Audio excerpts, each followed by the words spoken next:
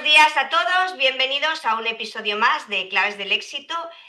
Y hoy vamos a hablar de un tema muy interesante y un sector que en España es muy grande. Vamos a hablar de la hostelería y vamos a hablar con una persona que ayuda a los hosteleros a mejorar su negocio y a crecer.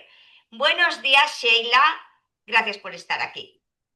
Buenos días, Pilar. Gracias a ti por contar conmigo. Pues Sheila, antes de que yo suelte el rollo, prefiero que nos cuentes qué es lo que haces, porque a mí me parece que tu trabajo es súper interesante. Podemos definirte como consultora de hostelería, auditora de hostelería, pero en realidad lo más sencillo es que tú mejoras los negocios de hostelería y ayudas a que tengan una buena estructura para que les vaya bien desde un principio. Cuéntanos. Pues sí, la verdad que la misión es precisamente esa, la de ayudar. Está claro que todos trabajamos para ganar dinero, porque si no nos dedicaríamos a disfrutar en la playa o en el campo, pero sobre todo lo que pretendo es ayudarles y necesito que ellos entiendan cuando me conocen que precisamente vamos a ayudarles. Es decir, todo lo que nosotros hagamos que se vea revertido rápidamente en su rentabilidad y en sus ventas, ¿no? O sea, la palabra es esa, es sobre todo ayudar. Nosotros lo que hacemos es rentabilizar los negocios de hostelería.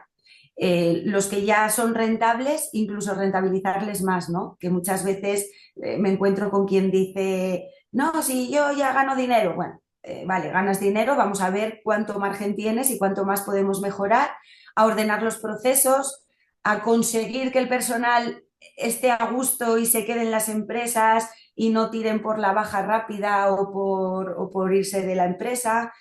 Todo lo que se consiga operativizar, organizar y se considere como una empresa, ¿no? Porque creo que los hosteleros están muy lejos, la mayoría, de pensar que su negocio de hostelería es una empresa.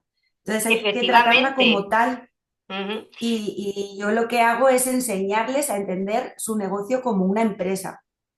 Sí, y además es que es cierto, o sea, algunos se han olvidado de que es gestionar una empresa y como tal tiene muchos departamentos que coordinar, mucha gestión que hacer, mucho que aguantar, porque son trabajos realmente duros.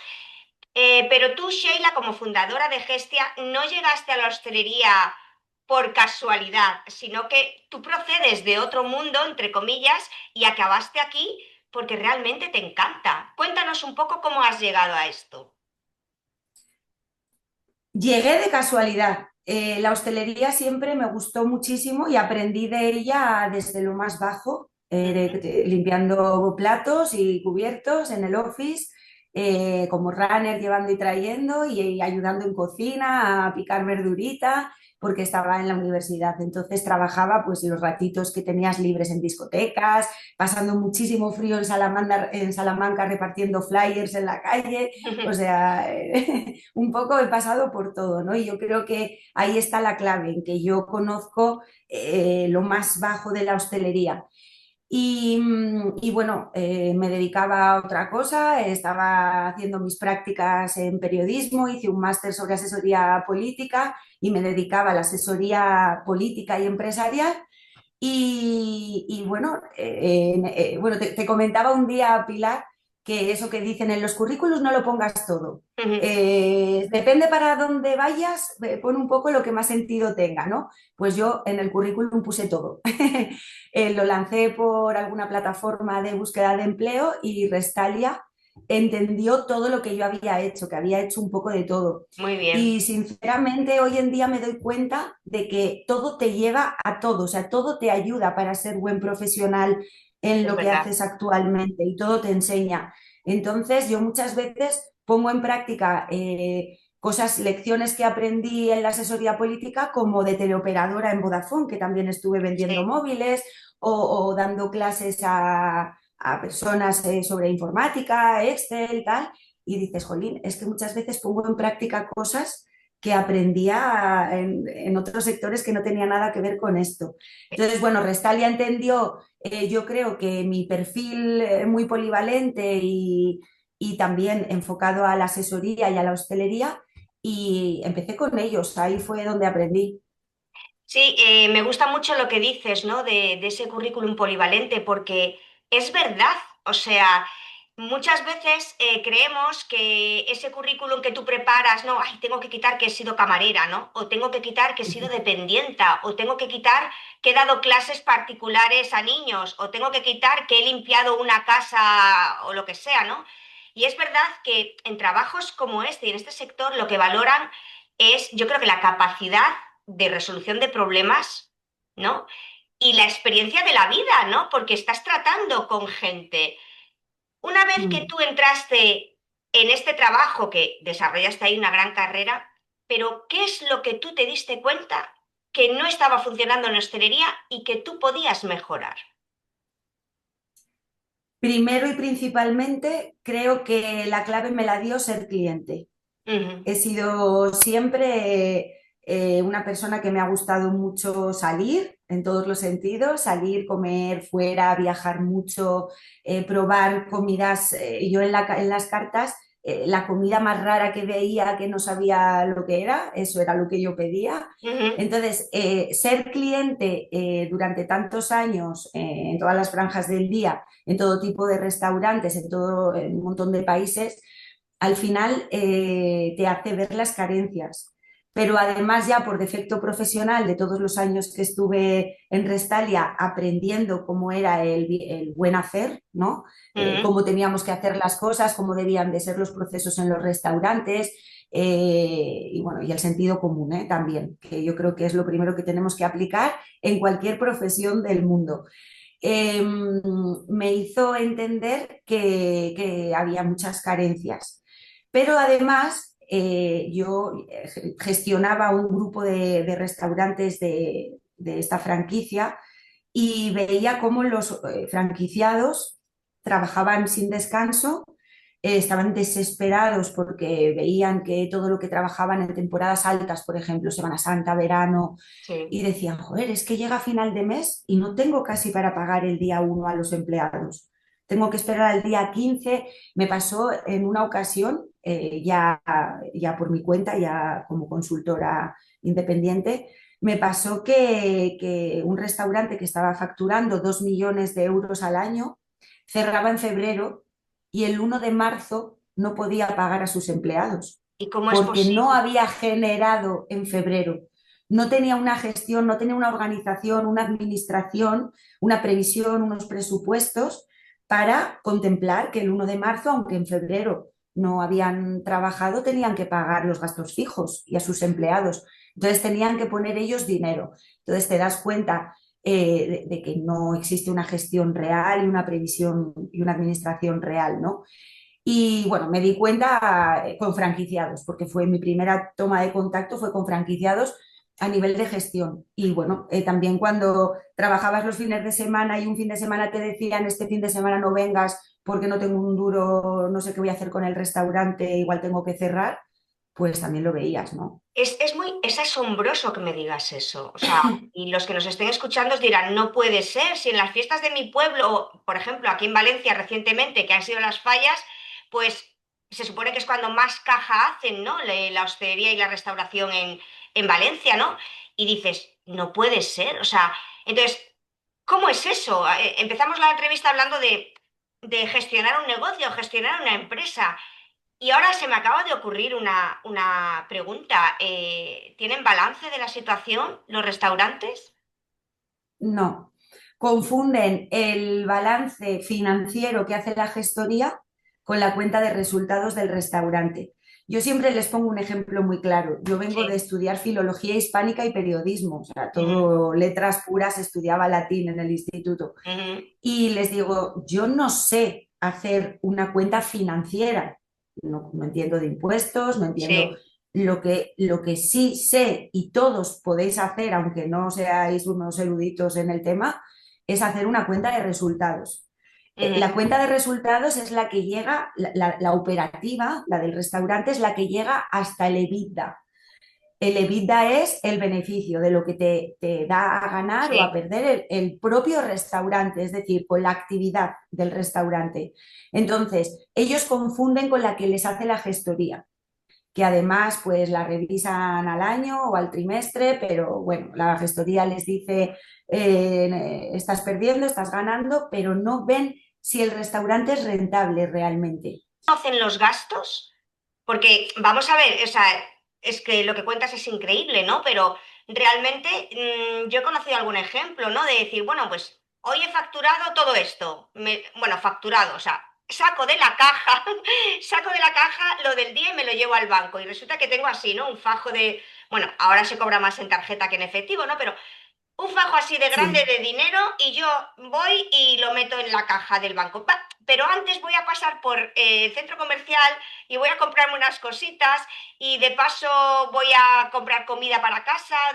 Y entonces, y eso es así, ¿no? Y no me preocupo más mientras ese fajo de billetes sea grande. Me preocuparé el día que sea bajito. Ellos sí saben sus gastos, Ujú, sobre todo saben sus gastos. A veces no saben lo que facturan, pero los gastos lo saben. ujú, El problema es que en la cuenta operativa creo ujú, que los colocan en la partida incorrecta. Te pongo un ujú. ejemplo que me doy cuenta cuando les pido inicialmente que me pasen cuentas de resultados, que me pasen números para poder entender el Sí, negocio. Me mandan lo de la gestoría y hay una partida en la gestoría que se llama aprovisionamientos. sí. En aprovisionamientos entran las compras de absolutamente todo. Si yo he comprado en una gran superficie papel higiénico para el restaurante y he comprado biberones para la cocina, Ujú, en esa cuenta es aprovisionamiento. claro, Nosotros tenemos que diferenciar lo que es producto de lo que no es producto claro. para saber exactamente dónde tienes el margen en tu coste de producto. Tú no Efectivamente. puedes, no vale toda la compra, la meto. Luego también existen muchas partidas que son otros. Otros, a ver, Sí. otros, ¿qué es? Porque yo he tenido delante mío a un cliente al que estuve asesorando una cuenta de resultados en la que el coste de producto era ideal para su concepto, que me gustaría hablar contigo también de esto. Ujú, Era su coste de producto ideal para su concepto, su coste de personal perfecto para su concepto. ¿Dónde está fallando? ¿Dónde no ganan dinero? claro. Pues tenían todo un porcentaje no adecuado de gastos en marketing y en limpieza. De Ujú, hecho, no sabíamos por qué se estaba gastando tantísimo dineral en limpieza, en productos de limpieza. ujú, Ya luego ahí podemos divagar, ¿no? claro, claro. Compraban para otro sitio, para otro restaurante, para la casa de la persona que hacía el pedido, en fin, no sabemos dónde estaba, pero no era normal. Entonces, es la primera vez que me lo encuentro, pero no estaban los gastos, el problema no estaba en el producto y en el personal, que es donde normalmente nos encontramos el problema. Sí. El problema estaba precisamente en gastos, en productos de limpieza y en el gasto de marketing. Ujú, Entonces, saber exactamente dónde está tu gasto, en qué partida y qué porcentaje debería de suponerte ese gasto sobre la facturación es súper importante para saber dónde tienes realmente el margen de mejora, dónde claro. tienes ese margen para cambiar la situación, ¿no? Para revertirla. Tú dime, en tu experiencia, ¿tú crees que la mayoría de los hosteleros saben cuánto les cuesta a ellos un café? Sí, hacen la cuenta de la vieja, ¿vale? Ujú, No hacen un escandallo como tal, hacen un poquito la cuenta de la vieja, pero sí. En un café, en una Coca-Cola, bueno, en un café sí que lleva elaboración, sí lleva leche, sí lleva la galletita, sí que lleva un poquito más de ingredientes, ¿no? Pero cuando tú compras una Coca-Cola y la vendes, eso sí que lo entiende todo el mundo. ujú, Donde yo veo que cometen muchísimos errores, cuando dicen, no, si yo me anoto aquí lo que me cuesta cada producto, sé lo que me cuesta el plato y le pongo precio, multiplico por tres. Que por cierto, no estoy de acuerdo con esto de multiplicar por tres. claro. Eh, ahora hablamos de esto porque creo que es súper interesante. Entonces, hacen esa cuenta de la vieja, aunque sea sobre Ujú, el papel, pero no tienen en cuenta preelaboraciones, no tienen en cuenta las mermas físicas de limpiar un aguacate, ¿no? Oye, de que tú estás pagando el aguacate entero, con su hueso y con Sí, su piel. Y entonces tienes que tener en cuenta una merma de ese producto. claro. Y sobre todo lo que te digo, con las elaboraciones, la parte de elaboraciones está siempre, siempre me encuentro cuando me dicen, no, Sheila, nosotros con los escandallos no nos tienes que ayudar, que ya los tengo hechos. Y les digo, venga, pasadme los que tengo curiosidad y, en fin, encuentro muchísimos errores. Entonces, sí saben lo que les cuestan las cosas, lo que pasa que luego el cálculo no se hace exactamente como deberían. Y entramos también en un tema que está muy, muy en boga, ¿no? En boca de todos. La falta de personal, la hostelería en España no paga bien a los camareros no quieren trabajar 14 horas diarias. Eh, ¿Cuánto hay de verdad en esto? Y en tu experiencia, ¿cómo se puede mejorar? ¿Es un problema de que no hay, la gente no quiere trabajar de verdad, no hay motivación, el empresario hostelero explota al camarero o simplemente forma parte también de esa previsión de gastos que no saben controlar? Háblanos un poquito de esto porque creo que es muy importante. Pues mira, para empezar, creo que la hostelería siempre se ha visto como el sitio donde todo el mundo puede trabajar cuando no encuentra otra cosa. Ujú, Entonces, ha entrado personal muy poco cualificado. Ese ujú, para mí es el primer error, el creer que para la hostelería todo el mundo vale. El segundo error, precisamente, es la falta de formación, porque yo siempre pongo un ejemplo. Yo soy ingeniero y trabajo en Iberia, pero dentro de un mes me salgo de Iberia y entro a trabajar en Volkswagen. ujú. Pues a mí en Volkswagen me tendrán que enseñar cómo hacer el trabajo, por mucho que yo sea ingeniero y que me haya Sí, formado muchísimo en todo lo que tengo que saber para trabajar en este sector, tendrán que enseñarme cómo hacer las cosas en esa empresa, cómo son los protocolos, cómo es el equipo, cómo trabajan los departamentos, cómo es el organigrama, a quién me tengo que dirigir, cómo se resuelve una incidencia. Me tienen que enseñar la forma de hacer las cosas en esa empresa. Pues en sí, hostelería pasa lo mismo. Yo misma, que me considero experta en hostelería, mañana me meto a trabajar en el restaurante de cualquier persona que nos esté viendo y probablemente dirán, pero ¿esta de dónde ha salido? Y dice que es experta. Hombre, claro. me tendrás que enseñar un poco cómo hacer las cosas en tu restaurante. Ujú, Incluso dónde está la Coca-Cola, ¿no? O dónde tengo que ir a, a sacar de las cámaras el producto, cómo te gusta sí, que lo prepare, cómo preparo mi mise en place. Me tendrás que enseñar. Entonces, ese es el segundo error. Y el tercero, y no sé por qué te lo digo el tercero, porque probablemente sea el primero, es que se ha abusado mucho. ujú, Y aunque creo que llevamos ya muchísimos años que no abusamos, que no se está abusando, porque se está ejerciendo un control sobre nosotros de controles en inspecciones, de convenios ya cada vez más duros, ¿no? Para el hostelero. Supongo que como en todos los sectores, ¿eh? Yo aquí hablo de lo que sé.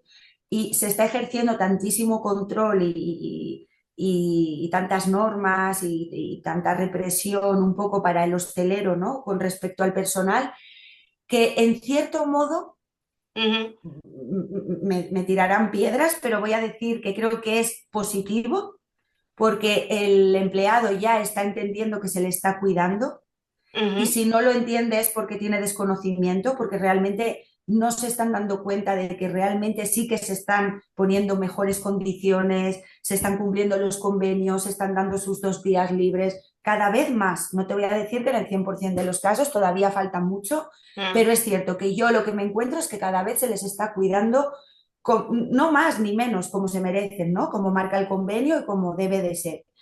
Pero existe como un poco todavía esa idea de que al empleado de hostelería se le maltrata y creo que no es lo que está pasando realmente. A ver, yo creo que lo que estás diciendo es muy interesante, pero sí que es verdad que habrá gente que no esté de acuerdo, sobre todo los trabajadores Sí. camareros, ¿no? Que nos puedan estar escuchando. Has dicho una cosa con el tema de la formación, ¿no? la has enfocado hacia el restaurante o hacia la cafetería o hacia el negocio, ¿no? Pero ¿tú realmente crees que una persona cualquiera con ciertas aptitudes, si se le enseña y se le forma, puede ser un buen camarero? Sí, mira, yo actualmente, ahora mismo estoy haciendo un proceso de selección bastante fuerte para una nueva apertura que tengo para un nuevo restaurante en Málaga y necesitamos en torno a 24 personas ahora mismo que estamos todavía en temporada baja. Ujú, Temporada media, vamos a llamarlo ujú, ya porque llega la primavera y Málaga podemos llamarlo temporada media, ¿no? Yo tengo, toda esta semana la he dedicado a llamar a candidatos, currículums que he recibido.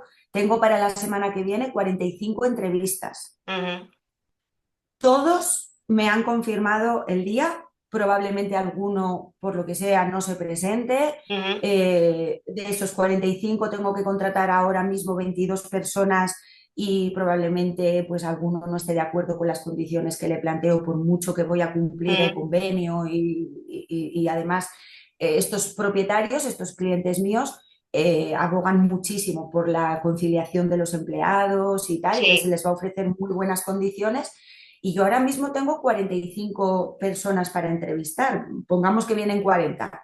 sí. Tengo esa fe. Creo que va a ser así porque en la entrevista telefónica, en ese primer contacto, han sido bastante receptivos y bueno, han confirmado y tal. Entonces, yo creo que hay personas de casi la mitad que no vienen con una gran experiencia. Ujú, De hecho, yo currículums que me llegan que han trabajado como comerciales a puerta fría, que han trabajado de teleoperadores, que han trabajado como dependientes, por poca experiencia que tengan en hostelería o casi nula, ujú.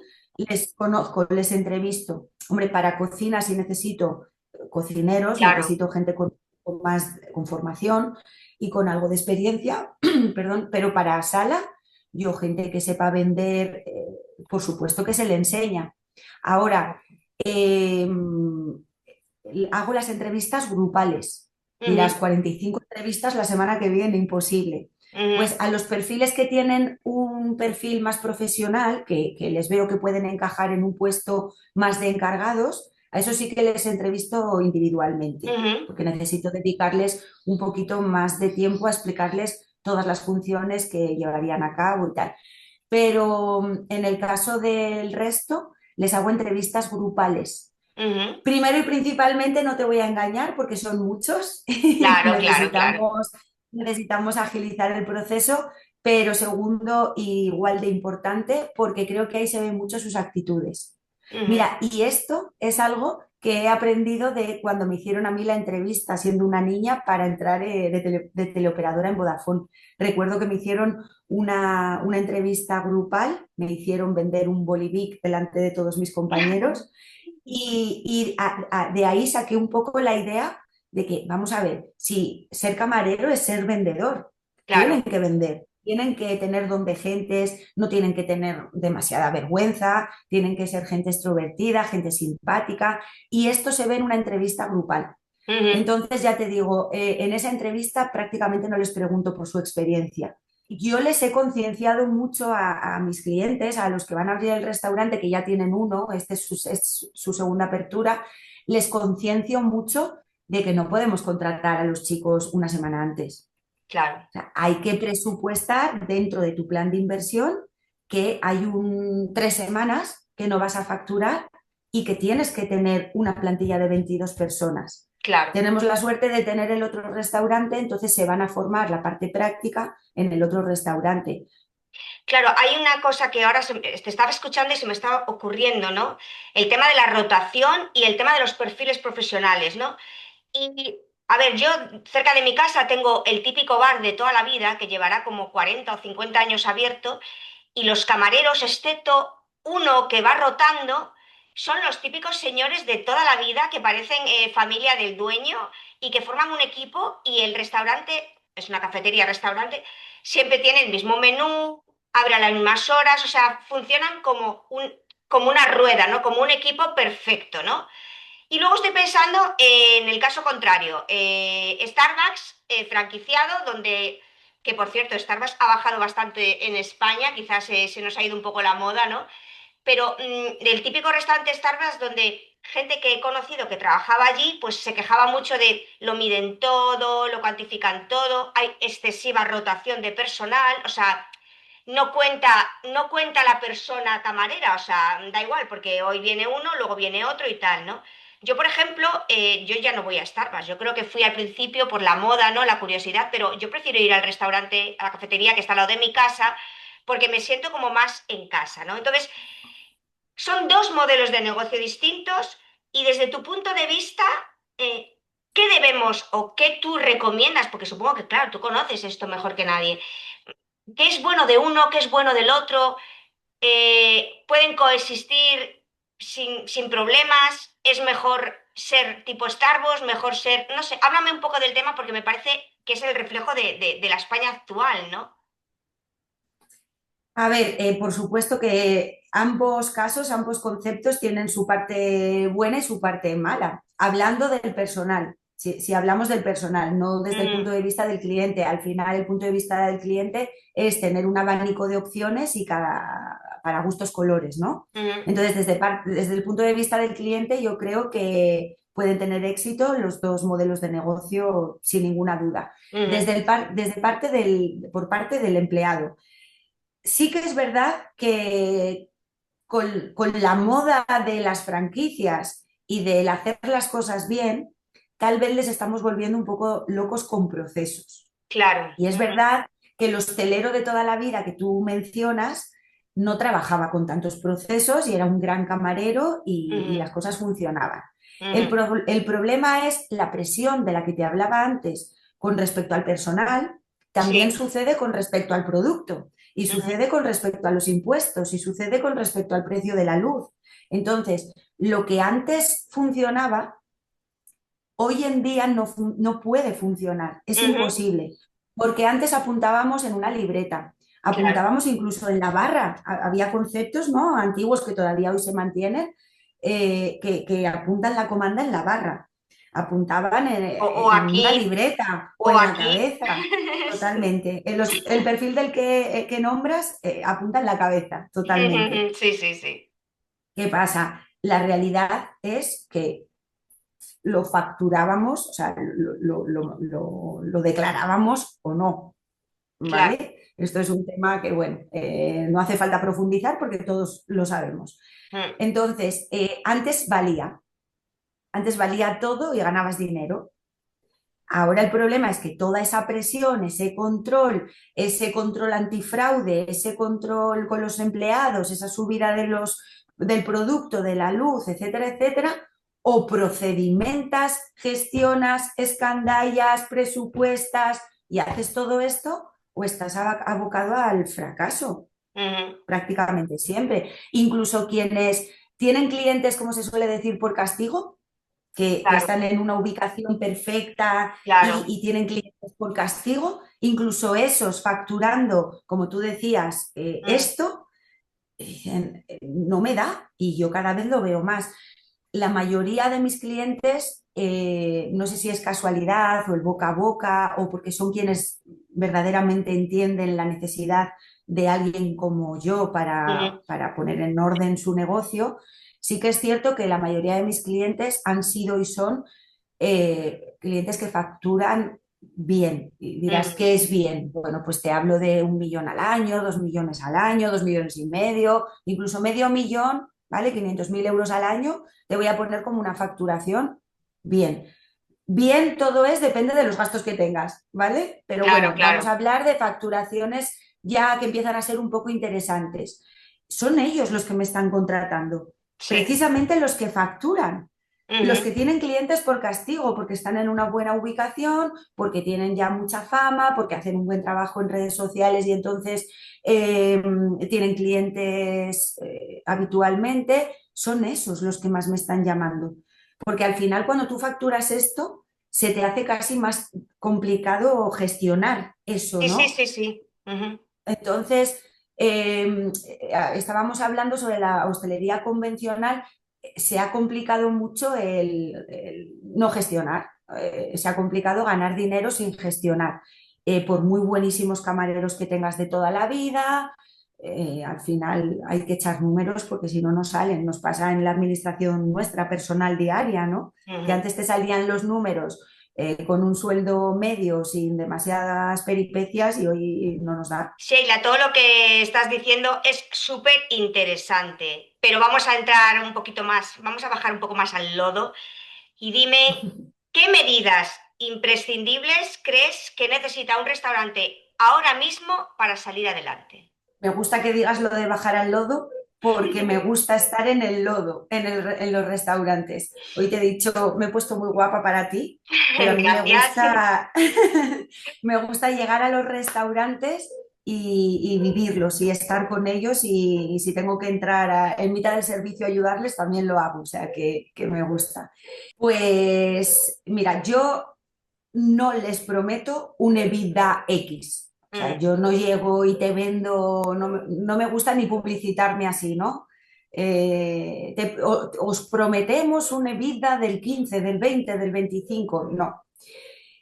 Yo primero, cuando ellos tienen esa sensación, lo primero que hago es pedirles datos. Les ujú. hago un análisis totalmente gratuito de los últimos 3, 4 meses para saber si tengo margen y dónde lo tengo. Si no tengo margen, directamente se lo explico. Mira, el problema no es operativo o no es exactamente de gestión porque no tienes clientes, por ejemplo. Entonces, igual Claro, es una estrategia más enfocada en el marketing, ujú, ¿no? En traer clientes. claro. Entonces, si veo el margen, que sí que es cierto que prácticamente siempre existe, un margen operativo de costes, entonces empezamos con el plan de acción. Ujú, ¿Qué necesitan? Lo primero, presupuestar. O sea, si tú me dijeras, en el orden de acciones, la primera acción que hay que hacer, ¿cuál es? La primera es presupuestar. Hay una frase que es de Walt Disney que me encanta, yo la pongo siempre en el dossier de mis servicios para que se animen y entiendan un poco a lo que me refiero. Walt Disney decía, una persona debe establecer sus objetivos lo antes posible y dedicar toda su energía y su talento para llegar ahí. ujú, Entonces, ¿qué son los objetivos? Los presupuestos. O sea, claro. tenemos que saber cuánto vamos a facturar, cuánto tenemos que facturar para saber cuánto nos podemos gastar. Pero hay que ser realistas. Exacto. El otro día me preguntaba un cliente, oye, Sheila, pero estoy viendo que tú en los presupuestos no me estás llegando a la venta del año pasado. Digo, porque tu tendencia no está llegando a la Claro. venta del año pasado. O sea, tienes que ser realista. Una cosa son los presupuestos y otra cosa son los objetivos realistas que tú te quieras marcar y que sepamos que somos capaces de conseguirlos en ventas. Ujú, Una vez que tienen el presupuesto elaborado, nosotros presupuestamos por día y turno. Cada día y cada turno, esto viene de la franquicia, lo aprendí allí. Lo que hago es presupuestar cada día y cada turno, les digo lo que van a vender. Y ujú, tengo un margen de error de en torno al 2%. Hay ujú, meses que porque el año pasado hizo un sol radiante, este año hay más lluvia, nos han dicho los expertos en el tiempo que va a llover un poquito y llega una dana de repente. Entonces, bueno, ese mes igual fallas un poco más, pero tenemos un margen de error en la elaboración de presupuestos de un 2%. Entonces, somos bastante fiables en lo que van a vender. ¿Esto para ujú, qué nos sirve? Para que después sepan lo que pueden gastar cuánto claro. le puedo dedicar al marketing, cuánto personal necesito. No es quitarme personal. Muchas veces para llegar a los objetivos precisamente es meter más manos, no horas, Claro. manos. A mí me preguntan, Sheila, ¿cuánto personal meto? Digo, no me vuelvas a preguntar personal, Sí, pregúntame sí. horas. Bueno, siempre hemos entendido cuánto personal meto, ¿no? ¿Cuánto personal necesito? No, ¿cuántas horas? ¿Y qué tiene que ver las horas? Que no puedo tener a todos los empleados de 40 horas porque hay momentos del día en que no necesito tantas manos. Necesito manos para cubrir días libres, para cubrir vacaciones, para cubrir franjas del día más altas de tráfico. Entonces, necesito personal no solo de 40, también de 20 y de 30. Y en relación a una pregunta que me has hecho antes, Sí. ¿hay personal para claro, trabajar a 20 o a 30. Cuando yo hago selección de personal, sí hay personal que quiera trabajar a 20 horas. Yo de claro, las entrevistas que tengo la semana que viene, tengo muchos chicos que están estudiando, que tienen otro trabajo, que quieren compaginarlo, que me dicen, Sheila, lo único que yo sería solo para los fines de semana. Fenomenal, si es lo claro. que necesito. Y perdona que vuelva un poco al tema Sí, del sí, sí, personal. sí. ¿Por qué no encuentran personal? Porque no se lo atribuyen como una función más de su equipo gerencial. Las funciones del equipo tienen que estar documentadas, tienen que estar pensadas y tienen que estar escritas y tienen que estar trasladadas desde el momento de la entrevista y durante el tiempo Sí, que estén en el restaurante hay que recordárselas muchas veces, pero hay que establecer unas funciones. Esto no es solo sacar platos y servir platos y no, hay funciones que son parte de ser camarero o de ser cocinero. Y entre las funciones del equipo gerencial debería estar siempre la búsqueda de personal continua. Yo claro, les digo, los médicos nos dicen que no tenemos que esperar a comer cuando tenemos hambre ni a beber cuando tenemos sed. claro. Pues no tenemos que esperar a buscar personal cuando más lo necesitamos, porque es demasiado tarde, no guardamos un tiempo para Sí, ese sí, onboarding, ¿no? Para esa entrada del empleado, de formación, de explicarle, de presentarle al equipo, de contarle los procesos. Entonces, hay que dedicar tiempo, tenemos que ser como nuestras propias ETTs, tener ahí sí, una cantera que no siempre estará disponible para ti, no sí, sí. siempre, pero oye, mensualmente se puede hacer un ejercicio de conocer gente nueva. No, es que tengo miedo de despedir porque me supone pagarle a este tío 5.000, 10.000 euros. ¿Por qué no haces el cálculo de cuánto te está costando tenerle Claro. y cuánto te cuesta despedirle? Porque igual tenerle te está costando más dinero. Sí, estaba pensando, bueno, es que lo que has dicho me hace recordar cuando yo viví en Estados Unidos, conocí, bueno, pues a una persona que llevaba 3 restaurantes. Yo estuve trabajando de hostess, que allí se lleva mucho, ¿no? La chica que recibe a los clientes, les recoge el abrigo, les acompaña a la mesa, ¿no? Pero yo aprendí mucho, ¿no? Observando, ¿no? Sobre todo la jerarquía, el orden, las categorías profesionales. Y luego lo que dices tú es muy interesante porque allí había una plantilla de camareros que solo trabajaban fines de semana o temporadas. Entonces, efectivamente, o sea, a mí me parece esencial. O sea, si la gente está contenta, ¿vale? Que eso es fundamental. Si tú tienes a alguien contento que lo has contratado durante, por ejemplo, aquí, temporada alta, fallas o verano, y luego al año siguiente esa persona vuelve otra vez, pues a 20 horas, a 30 horas. O sea, a mí me parece que eso es buenísimo para el restaurante porque cuenta con efectivamente esa cantera, ¿no? Pero sin embargo, y ahí te voy a meter el dedo en la llaga, ¿por qué se queman los camareros? ¿Por qué hay tanta rotación? ¿Por qué empiezan a hablar mal unos de, ay, allí no vayas, que tratan fatal a la gente? O sea, yo he oído decir, no, a este restaurante no vayas porque tratan muy mal a los camareros. O sea, es que me parece muy triste, ¿no? ¿Cómo aconsejas tú para que esto no sucede, para que esto no suceda, para que los camareros estén motivados? Me parece fundamental, ¿no? Bueno, a ver, hay empresarios en cualquier sector que no se merecen tener una empresa. Vamos a Ya. dejarlo ahí, Ujú. ¿vale? Entonces, por supuesto que hay gente que trata mal, hay gente... ayer en una de las llamadas para las entrevistas de la próxima semana me decía un chico, sí, estoy trabajando, digo, ¿y por qué quieres cambiar? Y me dice, porque estoy sin contrato. Ostras, Claro, todavía hay en hostelería, no me lo puedo creer. O sea, porque ya. es verdad que cada vez me lo encuentro, no me lo encuentro, la Sí, verdad. sí, O sea, sí. no me lo encuentro. De verdad te digo que cada vez veo que se están haciendo las cosas mejor. Mm, Y es verdad que muchos de los que nos escuchen, que sean camareros, cocineros, podrán dar su ejemplo de lo que les pasa a ellos y no tenga nada que ver con esto, pero que en general cada vez se están haciendo las cosas mejor, sí. Entonces, que hay empresarios que tratan mal, que te explotan, que no te pagan cuando te tienen que pagar, que no te dan tus vacaciones, por supuesto, creo que en cualquier sector, ¿vale? Pero sí, hablando de empresarios normales, gente con corazón y gente con sentido común, que gracias a Dios cada vez hay más, como te digo, Yo creo que el mayor problema que me encuentro es la falta de comunicación.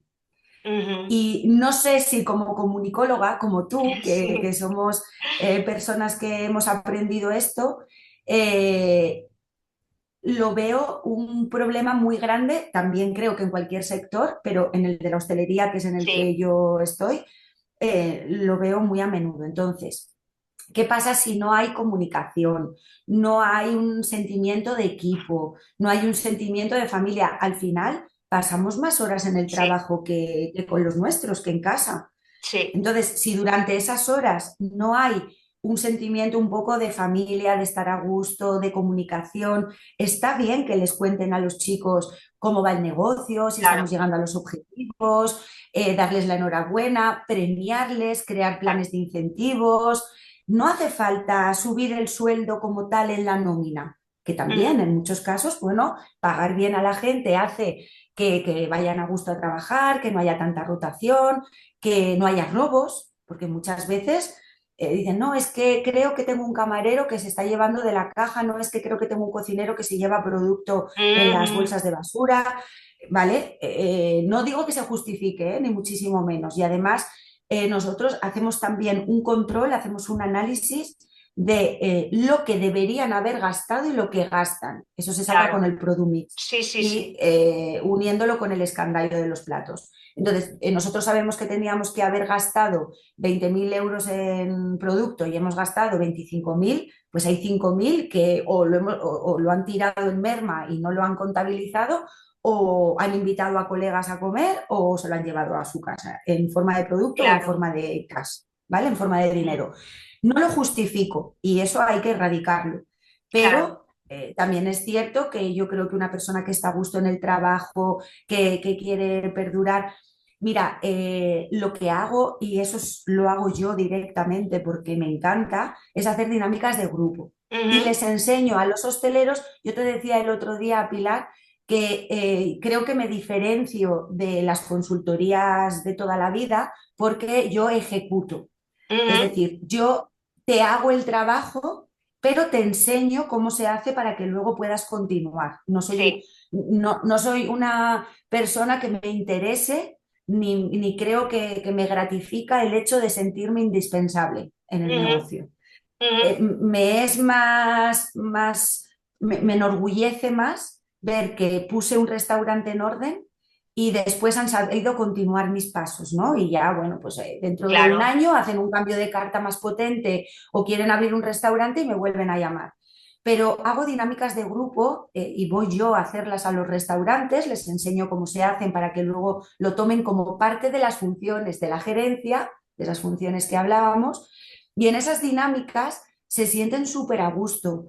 Te cuentan un montón de cosas que ni siquiera los propios jefes, los hosteleros, los sabían.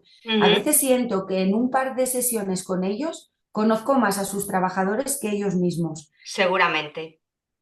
Me cuentan cosas, les hablo sobre los objetivos, porque anteriormente a estas dinámicas hemos hecho análisis, hemos marcado objetivos, hemos visto de dónde parten, oye, cómo es su ticket medio, cómo podemos lograr mejorar ese ticket medio, cómo podemos lograr una mejor venta sugerida para mejorar la experiencia del cliente. Cuando hablo en redes sociales sobre la venta sugerida y me leen clientes, me Ujú. ponen verde, porque dicen que lo que provocamos es camareros maleducados que solo están pendientes de vender, vender, Claro, vender. ya, ya. Yo a los camareros les enseño a hacer venta sugerida para mejorar la experiencia del cliente y Sí, sí. evidentemente nos ayuda a vender más, mejor, pero sobre todo a fidelizar clientes que se van pagando desde 10 hasta 100 euros por cabeza, depende del concepto, depende del restaurante, pero habiéndose ido diciendo, oye, he pagado X, pero era un precio justo porque la experiencia ha sido maravillosa. Claro. Entonces, les enseñamos esto con sentido común, explicándole el porqué de hacer las cosas, explicándoles por qué hay que hacer un inventario, qué conlleva un Sí. inventario y por qué se hace, cómo se hace, facilitándoles herramientas. Entonces, cuando tú tienes esa comunicación con ellos y en lugar de imponerles las cosas, se las explicas y además les das las herramientas Sí, sí. para que las lleven a cabo, se sienten a gusto y luego si ya les incentivas, hay un montón de versiones, de formas de hacer incentivos para todo el equipo. Oye, ¿a quién incentivo? ¿A los camareros porque son los que venden? No. Existen tipologías de incentivos para todo el personal que les motiva a hacer su trabajo mucho mejor. Y ya te digo, sin necesidad de que siempre sea una subida de sueldo en la nómina, sino Ujú. que ellos vean una subida de sueldo, pero a través de un trabajo bien hecho, ¿no? Para que todos ganemos. Efectivamente, mira, una de las cosas que tú me imagino que metes más caña, para decirlo vulgarmente, es en todo el proceso operativo de un restaurante, ¿no? Que me imagino que va desde comprar, ¿no? Ese flujo de esa cadena de valor, ¿no? Desde comprar a proveedores, saber a qué proveedores compras, a qué coste, hasta esa cadena de valor que llega al final, que es el servicio al cliente que implica pues al personal y tal. Estaba pensando mientras te escuchaba que cerca de mi casa abrieron una cafetería muy mona hace poco y no hay nadie. Entonces, en la misma calle, que además es una calle muy transitada, hay una cafetería que hay muchísima gente, ya lleva unos cuantos años, y abrieron otra que es muy mona, está muy bien puesta, tiene un nombre muy interesante, pero no entra nadie, ¿no? Entonces yo pienso, porque antes lo has comentado, ¿no? ¿Cuánto me tengo que gastar en abrir mi negocio? Entonces, veo una cafetería en marcha que seguramente les va bien. No sabemos si podría irles mejor.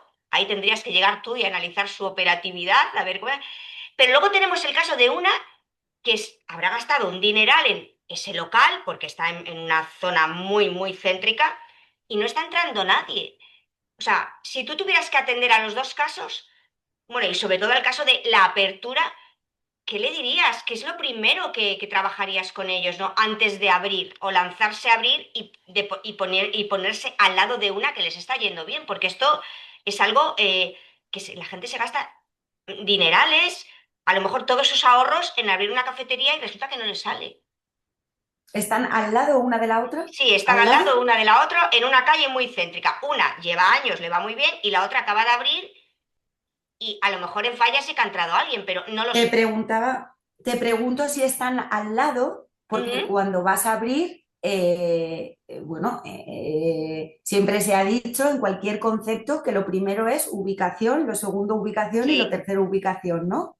Esto sí, es lo primero que tenemos que estudiar y que la valorar. ubicación. Ujú. Nosotros tuvimos un caso muy curioso en Lizarrán, que también estuve como asesora en el grupo Comes Group.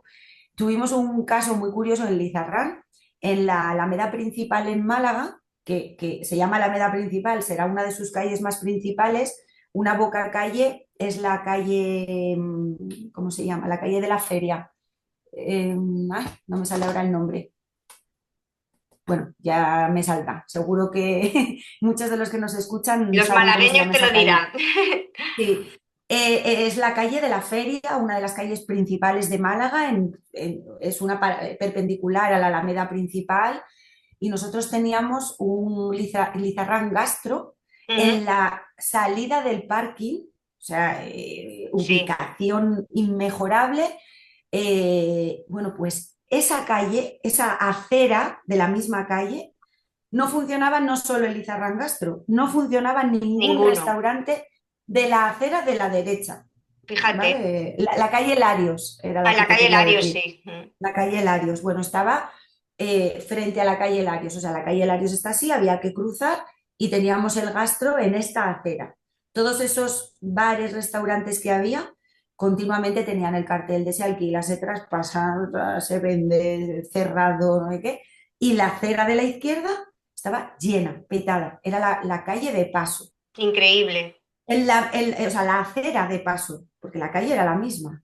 Entonces, es un misterio porque dices misma calle, es verdad que es una calle muy grande, es verdad que en la Sí. acera esa de la izquierda entras en la calle Larios, sales, entras de la calle Larios, pero, joder, ubicación dices inmejorable, ¿no? Vale, tenemos que hacer un estudio de mercado, porque Claro. una acera está funcionando y la otra acera no. En un estudio de mercado, ¿qué hacemos? Pues tenemos que estudiar la tendencia, Ujú, la competencia, o sea, la ujú. tendencia un poco de los hábitos de los clientes, claro, de ir a esa ubicación, ¿no? Y entender, oye, mira, esta calle va vacía y esta calle va llena, aunque esta acera, perdón, aunque sea la sí, sí, misma calle. sí, Entonces, hay que hacer estudio de mercado, o sea, tenemos que hacer un estudio de mercado.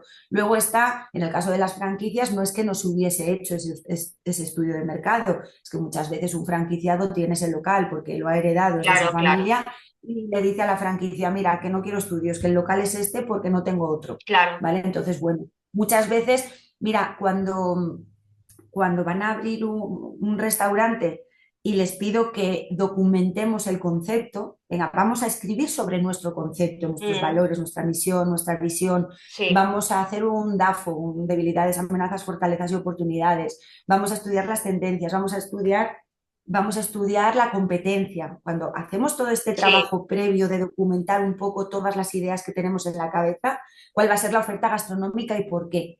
Hay una pregunta que les hago que es, ¿cuál es la localización ideal? Y les remarco mucho, no es la que tienes, no es el local ujú, que tienes porque era de tu tío y te lo ha cedido, o no es el local porque lo has encontrado barato, porque no es el que tienes. Cuéntame cuál sería el ideal. Si tú tuvieras ujú, que soñar el claro, sitio perfecto, ¿cuál es esa localización? Vale, entonces hay que hacer un estudio fuerte. Después, en las franquicias se lleva mucho lo de hacer restylings. Los ujú, restylings podemos hacerlos parciales o un 360, que es volver a hacer todo este estudio. Otra vez hacemos, pasados unos años, un estudio de mercado. Las sí, franquicias suelen firmar con franquiciados 5 años, 6 años, para que los franquiciados se comprometan a hacer un restyling. Si ujú, esto lo llevamos a la restauración convencional, deberíamos hacer nuestro propio restyling, por lo menos pensarlo, ujú, ¿vale? Venga, la localización. Actualmente, ¿cuál es la tendencia? sí, Y no ir haciendo cambios voy a cambiar esto, a ver claro, cómo me claro, sale. No, ujú, vamos a estudiarlo, vamos a ver qué nuevo enfoque le tenemos que dar, vamos a ver si esa cafetería que dices que han montado nueva, preciosa, tal, mira, muchas veces porque la tendencia habla de restaurantes con madera, súper chulos, súper cool, con sí, vegetación. sí, sí, Muchas veces al cliente de paso, si es un cliente, oye, en una zona con una renta per cápita pequeñita, gente, un barrio de sí, zona obrera o una zona a la que deberíamos aspirar a un ticket medio de 15-20 euros, depende, bueno, depende de sí, la franja del día y tal, ¿no? Pero bueno, entendiendo una zona como un ticket medio de entre 10 y 20 euros, igual no podemos tener un restaurante con esa imagen, claro, porque el cliente que pasa, ¿qué piensa? Que que tenemos es un caro, restaurante caro. claro, efectivamente. Todo esto se puede solventar con una gran campaña de marketing, porque al principio has hablado de que el gasto puede estar en el marketing y una mala inversión, ¿no? de marketing, sin mejorar la operativa. Porque claro, el marketing puede ser, pues lanzamos aquí una campaña de marketing porque nuestro restaurante es chulísimo, van a ir todo el mundo a instagramearse en él y tal, pero luego eso igual no repercute en el ticket medio. O sea, ¿hasta qué punto uno tiene que esforzarse en marketing, en operatividad? Yo lo resumiría todo en cumplir las expectativas. O sea, creo que es la frase que definiría la pregunta que me haces. No sirve de nada cumplir, o sea, perdón, marcar unas expectativas demasiado altas, porque hoy con inteligencia artificial, como dices, creamos un contenido espectacular, a veces nos pasamos un poco de la raya y ahí estamos generando unas expectativas sobre el cliente que después se tienen que cumplir. Tenemos que ofrecer cuando el cliente llega al restaurante lo que hemos mostrado en redes sociales, ¿no? Entonces, en primer lugar, hay que poner en orden todo. Hay que formar, hay que organizar bien el restaurante, hay que tener un producto acorde a lo que estamos enseñando en ese marketing, sea online o offline. Y una vez que tenemos todo esto ya montado, entonces podemos empezar a hacer un marketing coherente y adecuado. Sheila, estamos aprendiendo muchísimo contigo, porque bueno, Gracias. es que eres una mina, una mina de conocimientos. Pero para terminar esta estupenda entrevista, me gustaría que nos dieras tu visión para los próximos años en la hostelería y qué te gustaría a ti cambiar. El futuro de la hostelería, Pilar, está súper claro. Todo aquel hostelero que no entienda que es empresario y que tiene que ordenar su empresa y que tiene que conocer sus números y encontrar ese margen de mejora para ponerlo en práctica, como la frase de Walt Disney que te decía antes, como no marques objetivos y no te focalices en lograrlos para llegar a que esto tenga éxito, eh, tristemente creo que van a estar abocados al fracaso. Hay que ponerse las pilas, sobre todo por toda esa presión fiscal, antifraude, laboral, en fin, de impuestos, de subidas de todo. Entonces, no todo puede funcionar como antes, hay que ponerse las pilas. ¿Y qué me gustaría encontrar en la hostelería en el futuro? ¿Cuál es mi misión y lo que me encantaría ver? Pues sobre todo hosteleros empresarios, Ujú, redundo bastante en esto, pero es que es cierto, o sea, tienen que sentirse empresarios, tienen una empresa súper complicada entre manos y se tienen que sentir como tal, tienen que pensar en cómo ser cada día mejores, cómo lograr el éxito, incluso plantearse que con la hostelería pueden llegar alto, que muchos están muy desmotivados pues, porque no encuentran en quién delegar, no tienen a lo mejor esa formación, no tienen el tiempo, ujú, que es también muy importante. Muchas veces muchos saben cómo hacer las cosas y lo que les falta es tiempo para ujú. llevarlas a cabo. Entonces, eh, primero hay que empezar por los hosteleros, después hay que seguir por los empleados. Tenemos que lograr empleados y es mi sueño encontrar empleados, por eso les dedico tanto tiempo a la selección, a la formación, a las dinámicas de grupo, a la comunicación. Tenemos que lograr empleados que sean parte de un equipo, que se sientan parte de una familia y que vean la vida en la hostelería como parte de un proyecto de vida donde se puede crecer. Yo era ayudante de todo, yo pasaba frío en la calle repartiendo flyers y estaba allí para los trabajos que nadie quería, ¿no? Pero al final, bueno, pues mira, tengo mi empresa de consultoría, ayudo a los demás, he encontrado dentro del sector de la hostelería una forma de dedicarme a ella que me apasiona y creo que esto se puede conseguir. Se te nota Y además, se te nota. es así. Y luego, por supuesto, y de la mano, clientes súper satisfechos, que da igual lo que paguen al final de la cuenta, sino que eso que pagan consideren que está bien pagado porque la experiencia ha sido súper buena, ¿no? A todos los niveles, producto, imagen y servicio, que son los tres pilares a los que en los que tenemos que trabajar. Entonces, empresarios felices, empleados felices y clientes súper satisfechos de la experiencia que viven en nuestros restaurantes. Y después, ¿qué te voy a decir? Pues confianza en gente como yo, que logramos que esto salga Funcione. y que los números den y que la experiencia sea para todos súper buena. Pues Sheila, muchísimas gracias. Ha sido un placer tenerte y hemos aprendido un montón contigo. A ti, Pilar, eres maravillosa, me ha encantado conocerte, he estado súper a gusto y además creo que haces una labor maravillosa para los emprendedores, para la gente que quiere crecer, que quiere tener ser felices, ¿no? Al final, porque le dedicamos mucho tiempo al trabajo y tenemos que ser felices con lo que hacemos. Así que enhorabuena por el podcast.